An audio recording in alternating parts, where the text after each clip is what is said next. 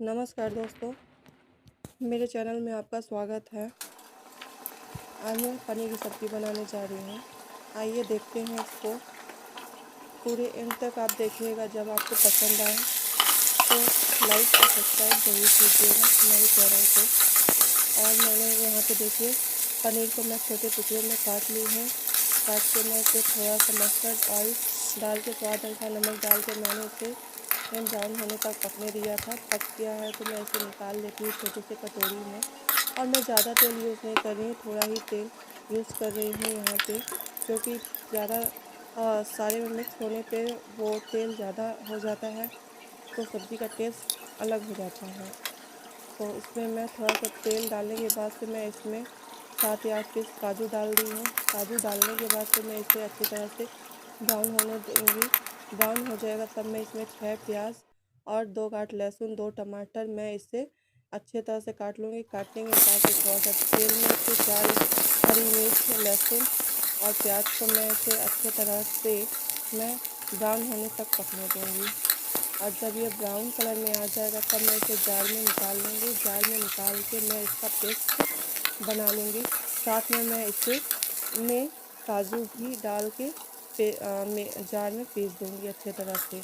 और जब ये पीस जाएगा तो मैं थोड़ा सा तेल दोबारा डाल के मैं इसमें थोड़ा सा जीरा डाल दूँगी।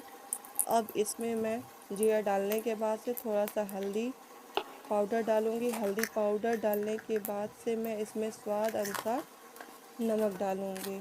और नमक डालने के बाद से मैं इसमें गरम मसाला जो मैंने घर पे बनाया था, अब मैं इसे ऐसे मिक्स कर लेती हूँ। फिर उसके बाद से मैं इसमें पेस्ट डाल दूँगी जो लहसुन, प्याज और हरी मिर्च और काजू वाले हैं। फिर इसे पकने दूँगी। थोड़ी देर के बाद से देखिए मैंने टमाटर जो 2 पीस काटा था उसका भी पेस्ट बना ली हूँ। अब मैं उसे भी इसमें डाल के मिक्स कर लूँगी और इसे पकने जब तक ये मसाला अलग ना हो जाए, थोड़ा तेल इसमें से बाहर ना निकले, तब तक मैं इसे ऐसे मिक्स करती रहूँगी, चलाते रहूँगी और ये पक जाएगा।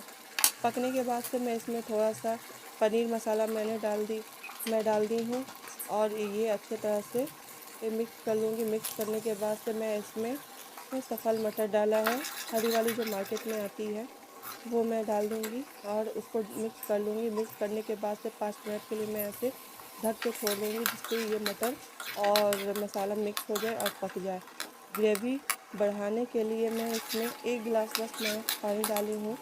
तो इसको पानी डाल के मैं फिर अच्छे तरह से पकने दूँगी। पक जाएगा तब मैं इसमें कटा हुआ जो पनीर था फ्राई किया हुआ मैं इसमें डाल के थोड़ा सा टाइम पका लूँगी। फिर लास्ट में मैं इसमें देखिए पनीर मसाला डाल के मैं इसे मिक्स कर लूँगी और इसे उतार दूँगी।